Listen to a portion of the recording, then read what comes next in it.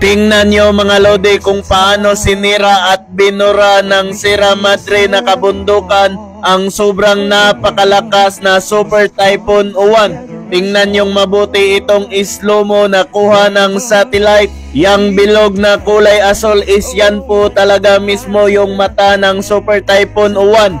Pagdating na niya sa kalupaan sa may Aurora kung saan nakatayo ang Sierra Madre na kabundukan, ay bigla itong naglaho at nawala na parang bula. Grabe no, ilang beses na tayong iniligtas nitong kabundukan ng Sierra Madre. Panahon na siguro para alagaan natin ito at protektahan. Huwag sirain. Tingnan nyo naman ngayon kung gaano kalaki ang tulong ng Sierra Madre na ito.